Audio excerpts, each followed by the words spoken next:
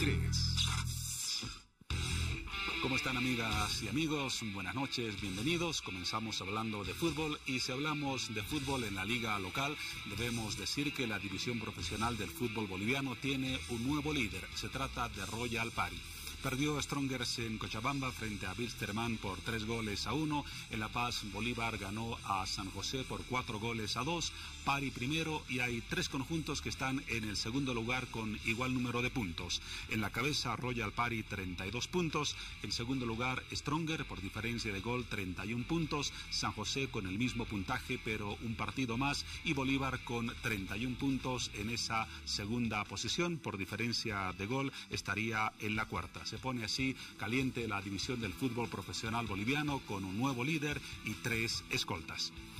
Vamos a mencionar los temas de esta jornada. Hablaremos en instantes con el presidente del Senado, Milton Barón, para conocer el proceso que ya ha emprendido la Asamblea Legislativa para la designación de los nuevos vocales, tanto titulares como suplentes, del Tribunal Supremo Electoral.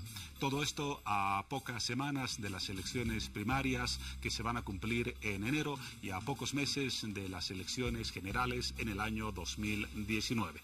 Y para concluir la revisión de temas en esta jornada, nos ocuparemos de uno que interesa y mucho a La Paz: la habilitación en el barrio de San Miguel de un nuevo centro cuya construcción ha comenzado en esta jornada. Se trata del Centro de Esparcimiento Social y Cultural, lo dicho, en el barrio de San Miguel. Tendrá un teatro, un área de parqueos, una plaza, un espacio especial para personas con discapacidad, niños y de la tercera edad, un nuevo punto de encuentro, en síntesis, para los habitantes de La Paz y principalmente de la zona sur. Estas son las imágenes del proyecto que ha comenzado a ser construido en esta jornada. ¿Cómo están todos? Bienvenidos a mitad de semana. Hoy, miércoles 24 de octubre, es un día muy importante porque se conmemora el Día Mundial de Lucha contra la Poliomielitis, una enfermedad que desde 1988 ha disminuido en más de un 99%. Sin embargo, aún está presente en ciertos países del mundo. Esta disminución desde 1988 se debe a una propuesta regional que fue planteada en su momento por el Club Rotario Internacional y otras instituciones muy importantes. Esta propuesta de erradicación regional fue fundamental para eliminar la poliomielitis, una enfermedad que causó la muerte de muchos niños, sobre todo menores de 5 años, y además parálisis irreversible en muchos de ellos. Esta noche conmemoramos el Día Mundial de Lucha contra la Poliomielitis. Pero eso no es todo. Además, estaremos hablando de la Feria Internacional de la Paz, la FIPAZ, que ya comienza. Ya estamos tan solo a horas de que se inaugure esta importante feria. Es una exposición, una promoción y un incentivo al sector empresarial paceño. Vamos a conocer más acerca de las novedades de esta feria. Seguramente usted se preguntará, por ejemplo, cuáles van a ser los costos de las entradas, qué artistas se van a presentar en los escenarios principales, cuántas empresas expositoras estarán presentes y mucho más. Bueno, esta noche le vamos a proporcionar todos los datos de la 17ª versión de la Feria Internacional de La Paz. Bienvenidos a todos. Son las 23 horas con 4 minutos. Comenzamos el desarrollo de los temas que les anunciamos hace instantes en hora 23. Vamos por el más importante, el que ha ocupado las portadas de los medios de información en los últimos días, a raíz de la renuncia de un vocal del Tribunal Supremo Electoral, nada menos que su presidenta, lo que ha generado la activación en la Asamblea Legislativa de un proceso para la elección de vocales titulares y también de vocales suplentes, para que en caso de una nueva emergencia se tenga personas que puedan asumir la conducción de vocales titulares y no perjudicar el desarrollo del proceso electoral.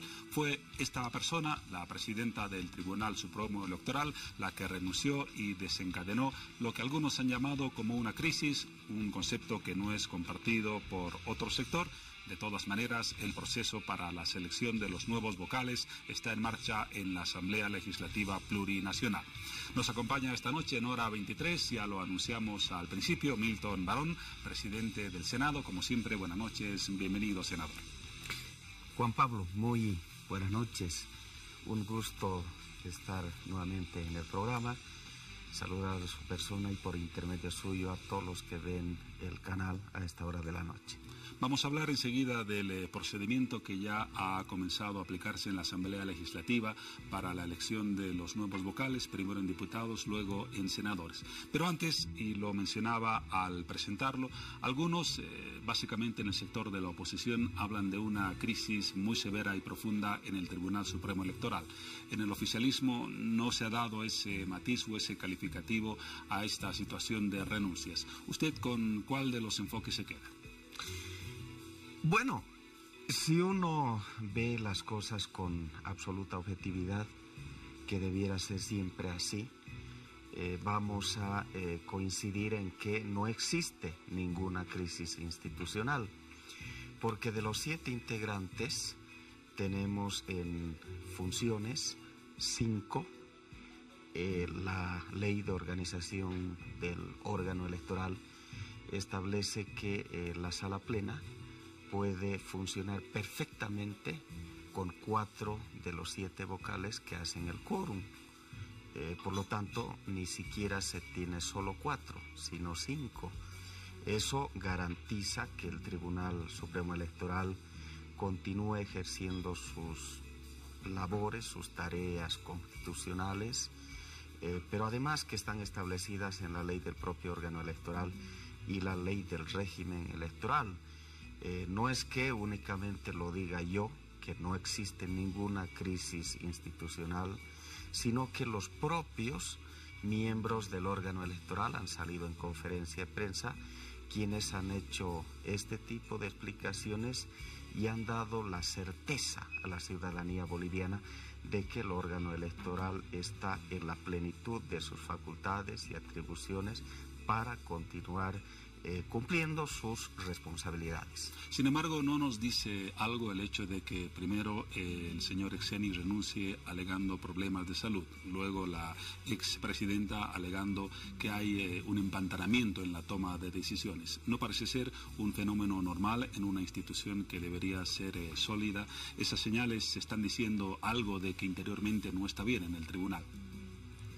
Nosotros no vamos a entrar a ningún terreno especulativo, a sacar conjeturas como algunos elementos de la oposición de manera interesada lo hacen. Nosotros opinamos en función a lo que vemos en materia de realidad objetiva. Y en función a ello, uno leyendo ambas cartas, tanto de el ex vocal Exeni, al igual que de la expresidenta Uriona, uno llega a establecer que las razones por las que han dejado sus cargos tienen que ver con temas absolutamente personales. Por supuesto que siendo así, la Asamblea Legislativa Plurinacional, frente a renuncias irrevocables, reitero, por temas enteramente personales, no puede hacer otra cosa que no sea respetar sus decisiones. En tal entendido, no obstante de que hay el quórum, no obstante de que se cuenta con 5 de los 7 integrantes, la Asamblea Legislativa Plurinacional ha tomado la decisión de fortalecer el trabajo del Tribunal Electoral en beneficio de la democracia boliviana, completando las 2 acefalías que existe en materia de vocales titulares y elegir al mismo tiempo también 6 suplentes, de tal manera que el órgano electoral esté con la totalidad de sus integrantes, es decir, los 7 titulares y los 6 suplentes, porque uno de los titulares es designado por el presidente del Estado y los otros 6 son elegidos por la Asamblea Legislativa Plurinacional en cuanto a los titulares y a sus suplentes. Pero además, Juan Pablo, habrá que comprender que el Tribunal Electoral, en cuanto a su estructura, como máxima instancia de decisiones de jurisdicción nacional, tiene al Tribunal Supremo. Pero después están los tribunales departamentales electorales de los 9 departamentos. Esos tribunales electorales departamentales, que son los que en la realidad operativizan la administración de los diferentes procesos electorales y de consulta ciudadana están con la totalidad de sus integrantes. Entonces, si uno ve el conjunto o la integralidad de la estructura del órgano electoral, únicamente encontramos que hay dos acefalías en lo que hacen a los vocales del Tribunal Supremo Electoral. Por lo tanto, todo aquello nos lleva, insisto una vez más, a concluir que no existe ninguna crisis al interior del órgano electoral. Es más, nosotros vamos a fortalecer ese trabajo como Asamblea Legislativa Plurinacional en el cumplimiento de nuestras atribuciones constitucionales, haciendo que todos sus integrantes estén en ejercicio, fruto de la futura elección que se ha de hacer en instancias de la Asamblea Legislativa Plurinacional. Y que dicho sea de paso, Juan Pablo, el día de hoy ya la Comisión de Constitución de la Cámara de Diputados. Exactamente, de la Cámara de Diputados, ya ha aprobado el proyecto de ley que se presentó. Mañana el Pleno de Diputados ya estaría aprobando este proyecto de ley, el cual pasaría al Senado para que esta instancia el día viernes ya derive a su Comisión de Constitución, y una vez que esta instancia delibere, analice y apruebe, ya nosotros estaríamos sesionando el día martes para sancionar esta ley, la cual ha de pasar de inmediato al órgano ejecutivo a efectos de su promulgación. Ahora había una duda respecto a cuál va a ser el procedimiento de la elección de los nuevos vocales, tanto titulares como suplentes. Se decía, por ejemplo, que se podría volver a considerar a quienes participaron en el primer proceso de selección de vocales para el actual Tribunal Supremo Electoral, opción A, o opción B, que se aceptarían nuevas postulaciones de nuevas personas para seleccionar entre ellas a los nuevos vocales, tanto titulares como suplentes. ¿De dónde se va a elegir a los tribunales? ¿De la lista antigua o de una lista nueva? Hay esas dos posibilidades, Juan Pablo. Pero ese es un tema que la Asamblea Legislativa Plurinacional, una vez aprobada esta ley a través del procedimiento ordinario, que es en ambas cámaras, haciendo diputados en este caso de origen, la Cámara de Senadores de revisora, es que tendrá que decidir y optar por cualquiera de ambos caminos. No está decidido todavía. Aún no, porque ese es un segundo momento.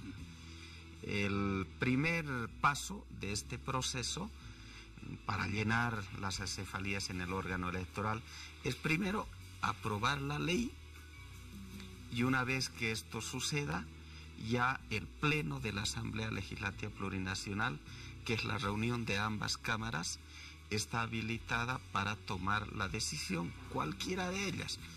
Una puede ser, como usted acertadamente lo indicaba, el de designar de aquellos postulantes que el 2015 habían llegado a instancias del Pleno de la Asamblea Legislativa Plurinacional. El otro camino es que se lance una nueva convocatoria y de ahí se tenga que proceder a elegir a los futuros vocales del órgano electoral. Pero reitero, ese es un segundo momento que, una vez sancionada la ley y promulgada, el Pleno de la Asamblea Legislativa Plurinacional deberá decidir y optar por cualquiera de los dos caminos, que son perfectamente legales y además enmarcados dentro de aquello que la Constitución Política del Estado manda. Ahora, como ha ocurrido en la elección de las últimas autoridades, el fiscal general del Estado, surgen corrientes de opinión que cuestionan la posibilidad de que se elija a representantes, en este caso vocales del Tribunal Supremo Electoral, de carácter independiente. Ya se dice que en el actual tribunal existen 3 vocales afines al gobierno, 2 que serían institucionalistas. ¿Qué nos garantiza, esta es la pregunta, que la Asamblea Legislativa elija personalidades independientes e imparciales en el Tribunal Supremo Electoral? Juan Pablo, nosotros no necesitamos del árbitro para ganar ninguna elección. Por lo tanto, no vamos a colocar a ningún militante ni afín a nuestro partido, porque nosotros ganamos las elecciones con el voto del pueblo y somos el partido a la cabeza de nuestro presidente Evo que ha logrado los mayores niveles de legitimidad a partir de altos porcentajes de adhesión ciudadana, de respaldo, de voto del pueblo. Hemos ganado varias elecciones. En esa medida, tenga usted y la ciudadanía boliviana la absoluta certeza de que los futuros vocales del Tribunal Electoral que vayan a completar las acefalías va a ser gente, por cierto, independiente, gente que nada tenga que ver con nuestro partido, tal cual siempre hemos actuado en el órgano judicial, en la fiscalía, en los diferentes procesos de preselección y elección que hemos llevado adelante en la Asamblea Legislativa Plurinacional. Lo hemos hecho con absoluta transparencia, con participación de un garante de la sociedad civil como es el sistema de la Universidad Boliviana, y en todo caso ahora vamos a proceder de la misma manera. Mire, la oposición en su afán de generar polémica, cuestionamientos a los diferentes órganos del Estado, se da a la tarea, ya es esta una vieja práctica política de los opositores, de acusar, de adjetivar, pero sin ningún elemento probatorio. Mire, cuando los vocales, los 6 que fueron elegidos por la Asamblea Legislativa Plurinacional, entraron en ejercicio de sus funciones, designados por la Asamblea Legislativa Plurinacional, ¿qué fue lo primero que dijeron los opositores? Que eran masistas esos vocales. Los acusaron de aquello a Katia Oriona, que renunció, a Exeni lo propio, pero resulta que luego los muestran a ambos como una especie de vocales institucionalistas, defensores de la democracia. O sea, la oposición, lo que le quiero decir es que cuando toman decisiones a su favor, les aplauden. Cuando toman decisiones que no les conviene, les acusan de vinculación política con nuestro partido. Es decir, la oposición actúa con un doble discurso, unas veces dice una cosa, otras diferentes son sus expresiones. Se mueven los opositores en función a sus cálculos e intereses políticos y civiles. No puede entenderse como una prohibición para el acceso a algún cargo público el hecho de haber cumplido funciones en otros órganos del Estado con anterioridad. De ser así, realmente la gente no iría a ocupar estas funciones. En ese entendido, yo lo que le puedo decir es que si hay autoridades que antes ocuparon determinadas funciones, hoy han asumido otras responsabilidades, es en función a sus méritos, a su trayectoria profesional. No un intercambio de favores políticos o judiciales. De ninguna manera, Juan Pablo, reitero, el derecho al trabajo es para todos. Bueno, ellos tienen sus familias, necesitan como todos seguramente ingresos económicos, realizarse profesionalmente. Y bueno, si cumplen perfiles profesionales en algún puesto que haya vacante, pues tienen todo el derecho de acceder al mismo. Lo que pasa es que la oposición sataniza absolutamente todo. En Bolivia tenemos una oposición que no es capaz de plantear ni una sola propuesta al país. Lo único que vemos en ellos es discutir candidaturas, hablar de siglas, de probables alianzas, que están en todo su derecho. pero al mismo tiempo sería deseable, y yo creo que eso es lo que espera el pueblo, que planteen algo, alguna idea, que nos digan qué es lo que quieren hacer con el país, porque todos estos actores que en materia de nombres estamos viendo por parte de la oposición que probablemente vayan a candidatear, es gente que corresponde al viejo pasado neoliberal de un Estado en bancarrota, de gobiernos anteriores que subastaron la economía nacional, nuestras empresas, a los intereses extranjeros, que privatizaron.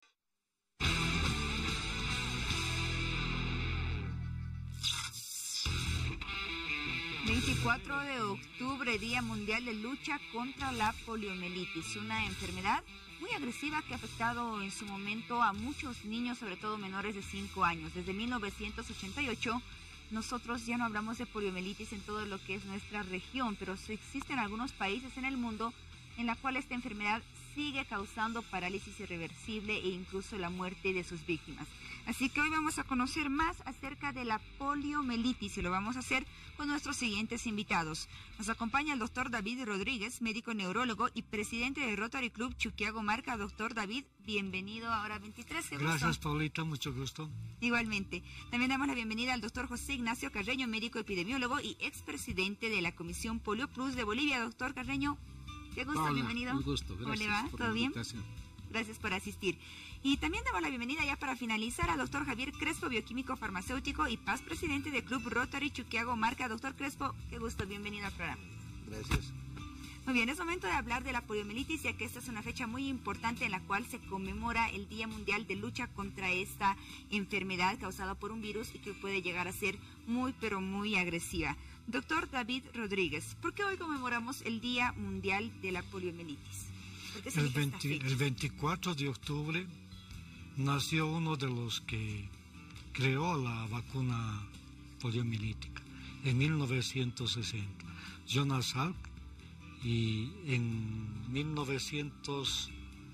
1979 fue Sabin, que es la otra vacuna. Son dos vacunas que se utilizan para controlar esta epidemia que ha habido, ¿no? Que ahora mayormente ya nos falta poquito para que podamos erradicar, solamente 3 países, pero es en conmemoración. Nigeria, Pakistán y Afganistán. En esos 3 países son aún 3 se registra casos de poliomielitis. Sí, el 99% de los se ha erradicado, solamente nos faltaría el 1% que son por esos países, ¿no? Muy bien. Coméntanos un poco acerca de esta enfermedad que, bueno, desde el año 1988 aproximadamente ya no la tenemos en nuestra región. ¿Cómo es la poliomielitis? ¿Qué características tiene? ¿Es una enfermedad muy agresiva? ¿Cómo se presentaba? ¿Cuál fue su origen también? Si podemos revisar un poco de la historia de esta enfermedad. Normalmente en 1908 un tal médico Iván comentó de que la poliomielitis era una enfermedad infecciosa, ¿no? Y que era un contagio de persona a persona, ya sea por los alimentos contaminados o por las heces fecales. Después de eso hubo un sinfín de acontecimientos a lo largo desde 1908. Por ejemplo, vimos que dos colegas, en ese entonces más o menos el 2017, vieron que era un contagio por virus, por los enterovirus. Después, en 1929, vimos que en New York había una especie de casi 2.000 casos fatales de poliomielitis y más de 6.000 muertes a causa de este virus. Después de eso descubrieron que por los síntomas que la enfermedad de la poliomielitis presenta, son síntomas parecidos a la gripe, pero este virus ataca más al cerebro y a la columna vertebral. Entonces es por eso que da parálisis infantil. Entonces también morían mayormente por un paro cardiorrespiratorio, mayormente respiratorio. Entonces ellos inventaron la respiración artificial, que para entonces se llamaba la respiración de acero, ¿no? Entonces, y en el transcurso de los tiempos vemos que, por ejemplo, en 1979, nuestro James Bomar, que era el presidente de esa gestión, comenzó a dio las primeras gotas a los niños en... La famosa vacuna. Sí, la famosa vacuna sobre la... ¿Por qué esa enfermedad afectaba principalmente a los niños menores de 5 años? Bueno, es una enfermedad viral. Entonces, al ser viral, los niños serán más expuestos a ese tipo de virus. Y bueno, prácticamente yo pienso que también era parte de la idiosincrasia de la familia, porque habían algunos líderes cristianos, ¿no? Entonces, que no querían que se pueda usar ninguna vacuna, ¿no? Y además de que no querían, los papás muchas veces no querían hacer vacunar a los hijos. Entonces, esa fue la manera de que ellos puedan ser más susceptibles al contagio.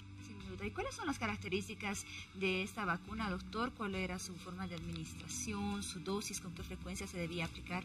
La vacuna. Así es, la vacuna. A partir de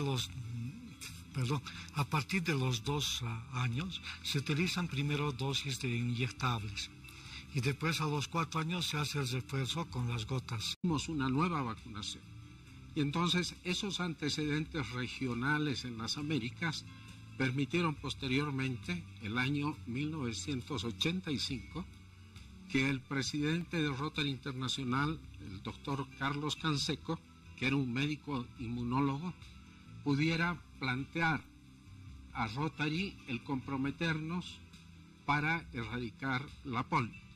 Y fue así que en ese año, el 85, en una conferencia de prensa, el doctor Canseco con el doctor Sabin, el padre de la vacuna polio oral, lanzaron este compromiso a Rotary, y el compromiso tenía 3 aspectos fundamentales. Primero, que Rotary iba a donar toda la vacuna de polio en 5 años.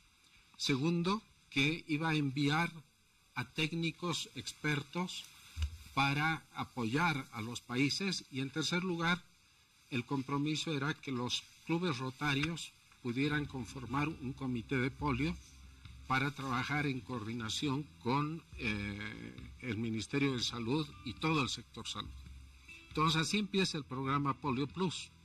Y se llama Polio Plus porque el centro es la polio, pero el plus lo hacen las otras enfermedades que están inmersas en el programa amplio de inmunizaciones. Entonces los rotarios asumimos esa responsabilidad y trabajamos en 3 fases. Una primera que era organizarnos, y en ese momento en Bolivia habían 30 clubes con más o menos 700 rotarios. Y entonces nos organizamos, nos capacitamos, nos informamos, etcétera, e inmediatamente pasamos a una fase que era la recolección de fondos. Todos los clubes del mundo tenían que contribuir a ese compromiso de $120 millones que comprometió Rotary. Un monto bastante alto. Un monto bastante alto. A Bolivia nos tocó más o menos promedio $1,000 por club, o sea, eran $30,000. Esa fase de recolección de fondos fue tan importante que cada club tomó una iniciativa. Fueron cosas increíbles que se hicieron, desde festivales de música, obras teatrales, etcétera. Y nuestro club hizo una cosa muy interesante. Fue una campaña de recolección de fondos mediante la entrega de un sticker que decía: "Yo amo a Bolivia sin polio". Interesante iniciativa. Y bueno, y todos los clubes pudimos recolectar $34,000. $34,000. Nos pasamos con 4,000 de la meta que teníamos. Superaron las expectativas y los objetivos que teníamos. Así es, pero lo interesante de todo esto fue que esos recursos fueron a la Fundación Rotaria, y en la Convención Internacional de Rotary que se llevó a cabo en Filadelfia el año 1988, Rotary anunció al mundo que había cumplido con la meta y más allá, logramos reunir 247 millones de dólares. La meta era 120 y se logró 247 millones. Duplicaron el monto, incluso un poco más. Se duplicó a nivel mundial eso. Entonces, con los recursos y con el compromiso hecho, los clubes empezamos a trabajar ya en lo que se llamó las campañas de vacunación, que también se denominaban movilización social. Entonces, movilizamos a todo el mundo, se vacunaba en los puestos fijos habituales que tenía el Ministerio de Salud, pero en coordinación con el Ministerio y sus equipos de salud empezamos a trabajar en las áreas urbanas. Se movilizaron a las Fuerzas Armadas, a las iglesias, a los colegios, a las universidades, etcétera, etcétera. Entonces se tuvo un gran contingente de personas trabajando codo a codo con las autoridades del Ministerio de Salud. Muy bien. Y las coberturas que eran inicialmente de 15%, o sea, 15 de cada 100 niños menores de 5 años estaban vacunados, luego llegamos a 50 y finalmente el año 1994 se logró llegar a una cobertura útil del 85%. Muy bien, en el año 1988 fue que se anunció que las Américas estaban libres de esta enfermedad, que es la poliomielitis. Justamente la noticia la dio la Comisión Internacional para la Certificación de la Erradicación de la Polio, ¿cierto, doctor Javier Crespo? En realidad fue el año 1994. El año 1994, corregimos el dato. Después de que se da esta noticia tan positiva, ¿qué pasa después? ¿Qué otros objetivos tienen para continuar con la erradicación mundial de esta enfermedad? Ya en las Américas no existía la polio. Lo primero que se hace acá en Bolivia principalmente es hacer una documentación de toda la campaña, ¿no? Y luego se pasa a la cuarta fase. Acá el doctor Carreño habló de la primera, segunda y tercera fase, y la cuarta fase ya es el seguimiento epidemiológico. Y una cosa muy interesante, que Rotarios de Estados Unidos, de Filadelfia, hicieron una donación de $1,000 y esos $1,000 se pusieron como recompensa a aquella persona que en Bolivia declare o indique dónde había un caso de poliomielitis. Hasta el día de hoy esos $1,000 siguen. No se han tocado. No se han tocado. Y además han habido otras instituciones también que han comprometieron su donación, ¿no? Entonces, no es solamente el hecho de que se llegue a erradicar la polio, sino que se hace el seguimiento epidemiológico para evitar los rebrotes, ¿no? Así es, hay un seguimiento muy importante sin duda. Hay 3 países todavía que tienen ese virus de la poliomielitis que afecta a algunos niños, que afecta a otras personas. Estos países, decíamos, son Afganistán, Nigeria y Pakistán. ¿Qué falta para erradicar en estos lugares o tal vez algunas zonas conflictivas los casos de poliomielitis? ¿Cómo se va a trabajar para ello? Sí, falta. Falta muy poquito. Falta muy poquito. Bueno, ahí en las pantallas se está viendo cuál es la tendencia de los casos de polio.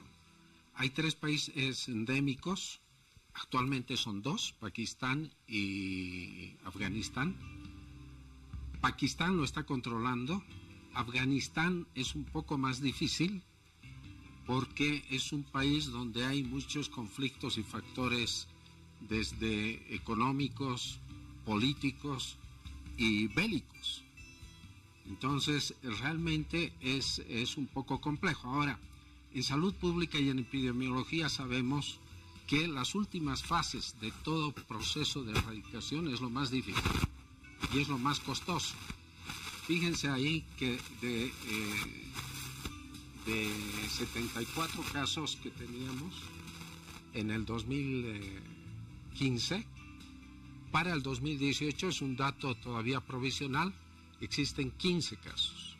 Total. Ahora, comparando el 88, como tú bien decías, Paola, del 88 al 2016, se ha reducido en el 99.9% los casos de polio.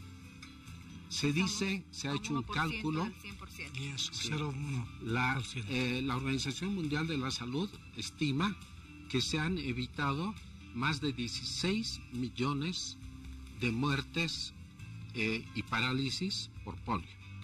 Entonces, realmente este es un importante hito de la salud pública mundial, y en el momento que se erradique de la faz de la tierra va a ser el segundo hito importante. El primero, recordemos que fue la viruela en 1980, y eso demandó más o menos 30 años.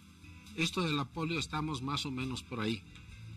Se estima que podría erradicarse y declararse la erradicación en el 2020. En 2020, o sea, 2 años más y podríamos estar erradicando la poliomielitis a nivel mundial. Ya es una última fase, ya falta nada, 2 países que son víctimas de esta enfermedad. Doctor Javier Crespo, ¿cuál es la participación de Rotary Club en esta última fase? Como es una costumbre dentro de Rotary, es recaudar fondos, generar fondos para que podamos continuar con esta lucha. Rotary tiene una particularidad donde tenemos nosotros una fundación rotaria, y esa fundación rotaria es la encargada, es como el fiduciario, la encargada de recibir los fondos y duplicarlos. Hoy en día, dentro de las organizaciones del tipo de Rotary, somos los únicos que tenemos un asiento en las Naciones Unidas. Somos partícipes de la OMS-OPS, ¿no? y tenemos un reconocimiento. Y todas aquellas personas que nos dan un apoyo, cual fuere, monetario o personal, pues reciben este pin que te lo voy a poner. Muchas gracias, doctor. A ver, yo le ayudo un poquito. Claro. El PIN oficial entonces de este club de rotarios que cumple una función tan importante, más allá de la que ya cumplieron para la erradicación de esta enfermedad que es la poliomielitis. Recordemos que solo faltan 2 países en todo el mundo para que podamos decir que la poliomielitis ya no existe a nivel mundial. Es una última fase. Doctor David Rodríguez, hoy se conmemora el Día Mundial de Lucha contra la Poliomielitis. Quisimos tocar ese tema, conocer más acerca de esta enfermedad y la importante función que cumplieron y que aún cumple el Club Rotario en Bolivia y a nivel internacional. Usted quiere hacer un llamado para que más personas se puedan unir y formar parte de lo que es la erradicación mundial de esta enfermedad. Ya falta muy poco, recordemos. Claro que sí. Yo invito a todo Bolivia, a todas las personas que están en Bolivia, que puedan sumarse a esta lucha, que nos falta poquito, así de poco, para poder erradicar la polio. Es una enfermedad que ha traído muertes, ha traído muchas desgracias, y nosotros como rotarios hacemos diferentes tipos de actividades para poder recaudar fondos. Este año los 7 clubes de La Paz estamos haciendo el Rota Pedal, que se va a llevar a cabo el 2 de diciembre. Son 2 carreras que se hace, ¿no? Y todo este dinero que se va a recaudar va a ir justamente a Polio Plus, ¿no? Y indistintamente de este evento, todos los clubes también hacemos actividades, y quisiéramos que nos colaboren, que nos abran su corazón para poder erradicar totalmente esta enfermedad que ha matado muchos y que ahora ya estamos así de poquito de conseguir. Doctor David Crespo, ¿cómo podemos enterarnos y conocer más acerca de las actividades que estarán realizando para terminar ya de erradicar la poliomielitis? Sí, pueden buscarnos en nuestro club, Rotary Chuquiago Marca. Estamos en el edificio Capitán Ravelo, entre Montevideo, en el edificio Ravelo, en el subsuelo 2. Tenemos nuestra secretaria, que ella atiende desde 3 de la tarde a 7 de la noche. Y cualquier información, cualquier otra cosa que quieran hacer, ubicarnos solamente. Pueden también ingresar a la página web. Tenemos la página web. www.rotarychuquiagomarca.org. Y ahí pueden mandar sus preguntas y nosotros vamos a estar respondiendo. La información que requieran. Muy bien, perfecto. Bueno, ahí tenemos todas las direcciones entonces. A ver, tenemos un último minuto, doctor. Sí, solamente decirles que no porque el año 94 se hubiera erradicado la polio en las Américas, los niños no deben ser vacunados. todos los niños deben seguir siendo vacunados, porque un solo caso de polio que hubiera en el mundo puede expandirse y llegar nuevamente y empezar de nuevo las epidemias. Entonces la recomendación fundamental para las madres y para los padres de familia es hacer vacunar en los centros que tiene el Ministerio de Salud y mantener sus esquemas completos de vacunación.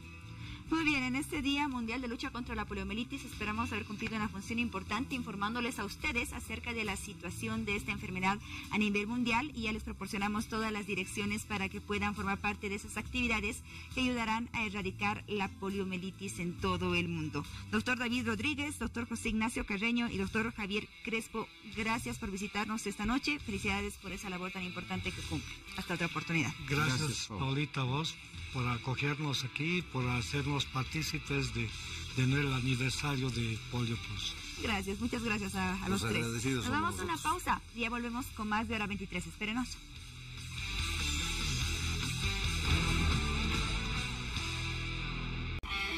Las 23 horas con 54 minutos. Vamos a hablar de una de las obras que va a cambiar en definitiva no solamente la apariencia, sino la convivencia de los ciudadanos en la zona sur. Me refiero al Centro de Esparcimiento Social y Cultural en San Miguel, una obra que ha comenzado hace poco y que estará concluida en aproximadamente 2 años. Nos va a dar detalles de esta importantísima obra Óscar Socliano, subalcalde de la zona sur. ¿Cómo está, Óscar? Buenas noches, bienvenido. Muy buenas noches, un placer estar en Hora 23. Un saludo también a todos los que ya están en casita, viendo el programa, a punto de dormir después de una larga jornada de trabajo. Buenas noches. Muy bien. Siempre se pregunta, y es de rigor hacerlo, cuando comienza una obra, ¿cuándo va a estar concluida? Antes de dar los detalles, ¿cuál es la estimación del tiempo de construcción de este Centro de Esparcimiento Social y Cultural? Bueno, en realidad los trabajos ya los hemos comenzado hace 2 semanas. Estamos en la primera fase, que es de demolición, y es el tema de prospección y estudios estructurales, que es generalmente lo que se hace en todas las obras. Tenemos un estimado de alrededor de 24 meses que va a durar este proyecto, en 2 años, que va a estar concluida. Un presupuesto es de 77 millones de bolivianos, un poquito más de 10 millones de dólares que va a costar este gran centro de esparcimiento social y cultural en San Miguel. Estamos hablando entonces de que tendremos un gran regalo de Navidad en la zona sur y en general en la ciudad el año 2020. Sí, es uno de los proyectos más importantes, uno de los más importantes que tenemos en la zona sur y también en la ciudad de La Paz. Hay que recordar que el tema del Centro de Esparcimiento Social y Cultural viene de una demanda de hace muchos años que se tenía en San Miguel, en 2 salas principalmente. El tema de los estacionamientos, que es un problema recurrente en el tema de la zona sur, por lo cual se está diseñando un edificio de parqueos de más de 900 parqueos que vamos a tener en el lugar, que nos va a ayudar a ordenar básicamente el sector de San Miguel, que actualmente, por ser el corazón de la zona sur y el centro económico, siempre hay muchas movilidades, no solamente en horas pico, sino también inclusive en días de semana. Y también va a intentar resolver otro problema que es fundamental, que es la demanda sobre espacios culturales. Justamente vamos a ir detallando cada una de estas áreas brevemente para que la gente tenga una visión global de lo que va a ser el Centro de Esparcimiento Social y Cultural. Hablaba en principio del área de parqueos. Se estima aproximadamente una capacidad de 900 vehículos. De 900 vehículos, y esto, como te decía, obedece a que estamos trabajando ya en el tema del ordenamiento en la zona sur. Hace poco hemos comenzado también el tema del sistema de estacionamientos tarifados en Obrajes. Que le ha ganado algunas buenas críticas. Sí, pero también el balance ha sido muy positivo. Hemos tenido evaluaciones bastante positivas en relación al congestionamiento vehicular y obviamente a la circulación vial, especialmente en horas pico en Obrajes. Hemos ayudado muchísimo. Es parte de un proceso como en cualquier política pública. Los resultados no son de la noche a la mañana, son parte de un proceso de ajuste también.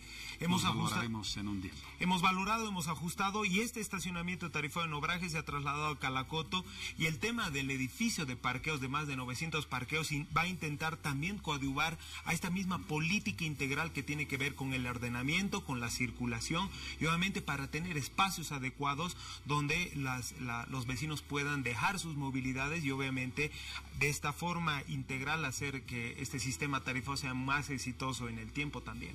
Un área entonces, el espacio para parqueos. La segunda, que quizás sea la más esperada, no digo la más importante, pero la que va a cumplir una función cultural importantísima, 2 teatros con, entiendo, distintas capacidades. Sí, también parte del proyecto no solamente es la demanda del tema de parqueos, que como te decía es una demanda de hace muchos años, sino también una demanda de los actores culturales, pero también de muchos vecinos, era tener espacios culturales en la zona sur.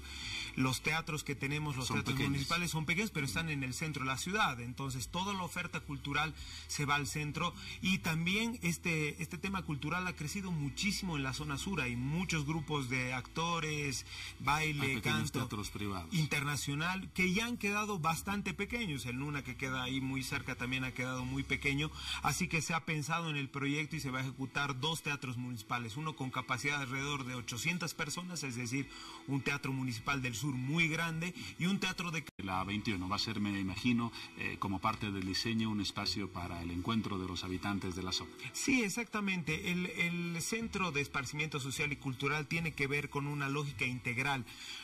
Por un lado el tema de los parqueos, por otro lado el tema de los teatros, por otro lado equipamientos deportivos, que lo vamos a ver enseguida, pero también un atrio. ¿Para qué? Para que sea un punto de encuentro también de los vecinos de San Miguel, de la zona sur y de la ciudad de La Paz.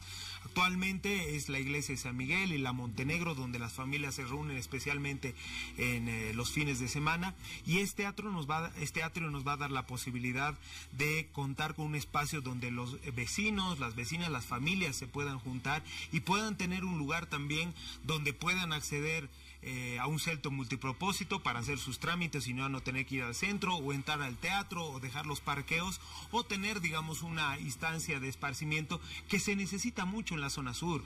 En la zona sur, si bien tenemos muchas áreas verdes y de equipamiento, en el centro de San Miguel no tenemos espacios grandes donde podamos reunir a los vecinos, donde puedan haber espectáculos al aire libre, donde se puede usar de distintas maneras, y obviamente este proyecto quiere contribuir también a tener espacios de mayor envergadura también para los vecinos. Ya ha mencionado otra área del proyecto, el centro multipropósito para la atención de trámites municipales. Y otro destacado, en algún momento se cuestionó que desaparezcan las canchitas de San Miguel, pero entiendo que este nuevo centro va a tener 2 espacios para la práctica del deporte. Sí, y estos 2 temas son muy importantes. Primero, el tema del multipropósito, que viene de la mano también con el tema de proyecto de centralidades, que tiene que ver con descentralizar, desconcentrar los trámites municipales, financieros e institucionales también a los barrios, a las zonas. Y eso es lo que queremos hacer también en la zona sur. Al ser San Miguel el centro básicamente de todas las zonas que hay alrededor de la zona sur, de las más de 116 zonas que tenemos en la zona sur, nos va a ayudar a descongestionar el centro para hacer los trámites, y que obviamente sea San Miguel donde podamos tener una diversidad de oferta, tanto en el tema financiero o de instituciones o los mismos trámites, para no tener que subir al centro y tardar 40 o 45 minutos en horas pico, y lo hagan de manera directa más cerca de sus hogares. Y obviamente los campos deportivos obedecen también a una demanda, como fueron los parqueos y también el centro cultural, de tener espacios deportivos. Es decir, los caporales que siempre han ensayado en las canchas de San Miguel van a seguir teniendo ese espacio, pero también vamos a tener campos deportivos mucho más modernos, espacios donde se va a poder hacer la práctica deportiva, y que tiene que ver de la mano con toda esta oferta cultural, deportiva, administrativa, etcétera. Esas son entonces las características principales de ese centro de esparcimiento social y cultural en San Miguel. Aguardaremos impaciente, subalcalde, ese regalo el año 2020. Sí, estamos felices, contentos de haber ya empezado este proyecto. Hemos terminado un proceso de licitación pública en la modalidad de comodato, y obviamente después de que se haga toda esta inversión tan importante de la zona sur, uno de los proyectos más importantes que vamos a tener en La Paz y, como te decía, en la sur, esto va a quedar en patrimonio de todos los paceños.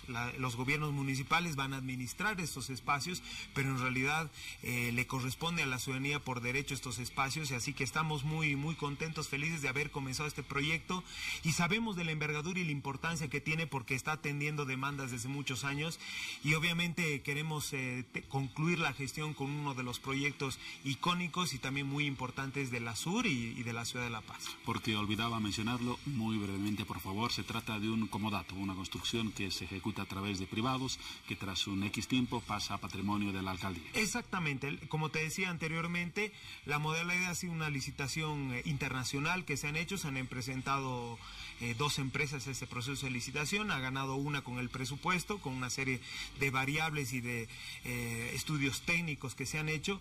Obviamente este comodato queda 30 años y después obviamente toda la infraestructura pasa a manos de administración. La Feria Internacional ha nacido con los paseños. Tenemos para todo y para todo gusto. El fin de feria tenemos a Alejandro Lerner con broche de oro, pero todos los días hay espectáculos, hay entretenimiento, hay diversión y un lugar especial de esparcimiento. Aprovecho la cobertura que nos da la hora 23 y que todos los paseños vengan a la feria que es FIPAS. ¿Cuál es el costo de las entradas? 25 bolivianos, mayores 10 menores, pero hay promociones 2x1, tenemos promoción de la persona que con cumpleaños puede entrar completamente gratis, al adulto mayor y tenemos una infinidad de regalos también de dentro. Qué lindo, personas que cumplen años, adultos mayores, niños, tienen preferencias para el ingreso a la Feria Internacional de La Paz. Y todos ustedes vayan, disfruten de esta feria que, como dice el señor Gerardo Dick, es nuestra y tenemos que apoyarla porque es una feria que cada vez se va destacando más y más. Señor Gerardo Dick Mealla, presidente ejecutivo de la Feria Internacional de La Paz, gracias por acompañarnos esta noche y que la FIPAS 2018 sea todo un éxito. Muchas gracias por la cobertura y los esperamos. Muy bien, todos a la FIPAS. Continuamos con más en hora 23 y lo hacemos contigo, Juan Pablo. Gracias, Paola, y en los últimos minutos de hora 23 nos vamos a ocupar de hablar del hantavirus. Un problema que se ha originado en algunas zonas del país, básicamente rurales, pero que debe generar acciones de alerta y de cuidado en la población en general, de acuerdo a recomendaciones del Ministerio de Salud. Nos va a contar datos del tema el doctor Vicente González, jefe de la Unidad de Epidemiología del Ministerio de Salud. Doctor, buenas noches, bienvenido. ¿Por qué debería preocuparnos el tema del hantavirus? Bueno, buenas noches, Juan Pablo. Muchas gracias por el espacio. El hantavirus es un virus peligroso en el sentido de que puede producir mortalidad. Sin embargo, la probabilidad con que podemos infectarnos es baja. De hecho, esto se circunscribe a regiones silvestres, a regiones rurales, donde habita un tipo de especies de roedores, el llamado ratón de cola larga. Y no todos los ratones también están infectados con el virus. Pero ante la duda es mejor evitar el contacto con estos roedores. Entonces se trata de un problema focalizado básicamente en las áreas rurales. ¿No existe el peligro o existe una pequeña posibilidad de que se presente en las áreas urbanas? No existe... Directamente es nula. Sí, porque el hábitat de este reservorio es silvestre. Y lo encontramos no solo, lo encontramos en varios lugares en el país. De hecho, se han reportado casos en Tarija, en Bermejo, recientemente 2 casos. En Yapacaní, Cochabamba también entiendo. En Cochabamba también hay un caso. Santa Cruz. En Santa Cruz hay 11 casos. Y en La Paz son los 19 casos provenientes del municipio de La Asunta, particularmente de un campamento militar de las Fuerzas de Tarea Conjunta, que ha tenido un alto número de casos. La mayor parte de los efectivos fueron trasladados a Santa Cruz. Estamos hablando en total de qué cantidad de casos entonces. A nivel nacional ya reportamos hasta este momento 43 casos positivos con hantavirus, de los cuales 19 pertenecen al asunto. Y de estos 19, los 19 son de las Fuerzas de Tarea Conjunta. ¿Cuáles son las tareas de prevención que en algunas áreas del sector rural debería aplicar la población o las autoridades municipales o comunales para evitar la presencia del hantavirus? Bueno, básicamente tener clara el mensaje de que el ratón no es bienvenido en la vivienda, ¿no? Tener organizada la vivienda de una manera que evitemos depósitos o espacios donde podría anidar el ratón. Y, por ejemplo, si tenemos depósitos con leña o algún tipo de insumos, pues tenerlos alejados, lejos de la casa. Los alimentos, tenerlos correctamente tapados. Si se almacenan alimentos en grandes cantidades, tenerlos en una altura de aproximadamente 30-50 centímetros del piso, previniendo que los roedores puedan contaminar también los alimentos. Básicamente se trata entonces de hábitos de limpieza. Esa sería la principal forma de prevenir, ¿no? El contacto con los roedores. Y el paso número 2, el exterminio de los roedores. Así es, accidentalmente también puede suceder esto. Eso fue el caso de las Fuerzas de Tarea Conjunta, que por su labor tan importante de trabajo contra las la hoja de coca excedentaria, etcétera, han sido pues expuestos en áreas más silvestres donde han podido tener el contacto con este virus. De alguna forma puede ser por vía respiratoria, porque ellos argumentan que en el desmonte generaban mucho polvo, pero también podría ser por vía accidental, por vía alimentaria, por algún descuido en el almacenamiento de los alimentos, y accidentalmente podría haber habido una contaminación por heces o orina de estos roedores. Usted nos ha mencionado 3 posibilidades de contagio del hantavirus. ¿Existe alguna más?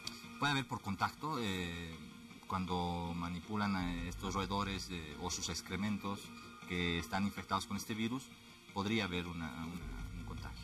En las áreas donde se ha detectado este problema, ¿se va a realizar alguna campaña de exterminio de los roedores o se trata de una responsabilidad particular de los ciudadanos? Sí, mire, eventualmente esto lo operativiza el CEDES a nivel local, y eso sucede en Santa Cruz, en todos los departamentos, en Tarija, etc.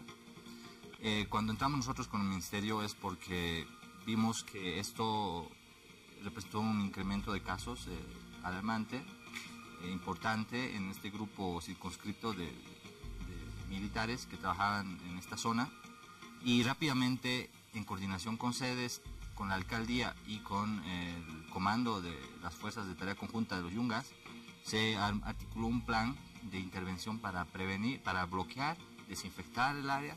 En la Asunta. En la Asunta y las comunidades aledañas. Se hizo un trabajo tanto con los médicos para hacer la clasificación de todo el personal expuesto, que son más de 500 efectivos, de los cuales se ha estratificado de acuerdo al riesgo, y aquellos que tenían un riesgo importante pues han sido derivados de manera preventiva a las clínicas para estar bajo observación. Aquellos que han tenido, consideramos, riesgo mínimo, están en observación en Caranavi, en un punto militar en cuarentena, a la espera de que ya puedan darse de alta y puedan continuar con estas labores que realizan en la zona, ¿no? Que entendemos no pueden parar. ¿El hantavirus tiene alguna presencia periódica o en alguna época especial del año, o puede presentarse en cualquier momento? Puede presentarse en cualquier momento, pero generalmente se ha presentado en cambios de estación, en estos meses principalmente, cuando hay cambio de temporada. ¿Y su presencia corresponde a determinadas situaciones de pobreza o socioeconómicas en algunas zonas? En otros países, por ejemplo, hablemos de Chile, para dar un ejemplo, ¿existe presencia de hantavirus o se ha erradicado? Existe presencia en todas las Américas. Creo que el país con más presencia de hanta en la región es Argentina. Y no creo que esté muy relacionado como otras patologías con el tema de la pobreza. Tal vez más con el tema de las exposiciones accidentales que pueden suceder en las intervenciones en el campo, y también en el término de la organización que tienen las viviendas que viven en zonas periféricas, digamos, ¿no? Con mucha vegetación, con mucha presencia de animales silvestres. Para el final, algunas recomendaciones que podamos añadir a las ya mencionadas en esta entrevista. Bueno, aparte de tener organizada la vivienda y los espacios aledaños, pues tener el césped cortado, notificar la presencia de roedores a las instancias locales. Desde el Ministerio se hace la dotación de rodenticidas, etcétera, para el control a través que lo hacen los CEDES también, y pues están preparadas las condiciones para desinfectar los lugares, para capturar los roedores y determinar la presencia del virus, o simplemente para hacer un bloqueo, ¿no?, en el caso que sea necesario. Gracias por la información, doctor Vicente González, jefe de la Unidad de Epidemiología del Ministerio de Salud. Lo dejamos para su descanso, ya lo convocaremos en alguna oportunidad. Claro que sí, mucho gusto, Juan Carlos. Hasta pronto. Hasta pronto. Momento ahora de revisar algunos tweets importantes de la jornada de ayer.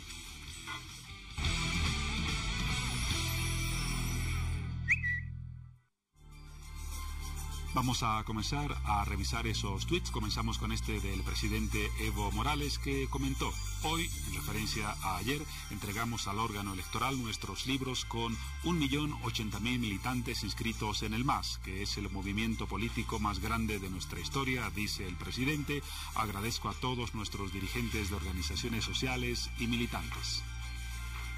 Algo más del panorama político, un tuit de Carlos Mesa. Él comentó: No nos engañemos, la designación por la Asamblea Legislativa Plurinacional de un titular y 6 suplentes del Tribunal Supremo Electoral es el camino cierto para legitimar la postulación del presidente y la burla a la soberanía popular expresada el 21 de febrero.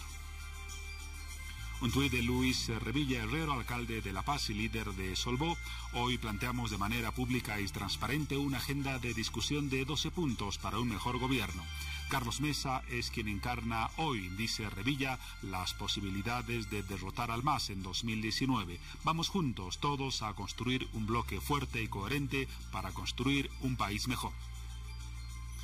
Y el último tuit de una cadena televisiva a propósito de un comentario de la conocida actriz Angelina Jolie. Ella ha dicho en una visita a Perú: todos los venezolanos que conocí describieron la situación de su país como desesperante. Escuché historias de gente muriendo por falta de atención médica. Los venezolanos que conocí en Perú no quieren caridad, quieren oportunidades.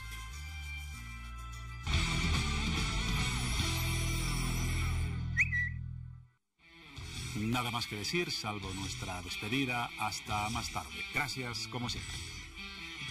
Muy bien, llegamos al final de Hora 23. Gracias por acompañarnos. Les dejamos con los datos del tiempo para que estén bien preparados para esta jornada. Gracias a AccuWeather. Familias bolivianas, buen descanso. Este sector es auspiciado por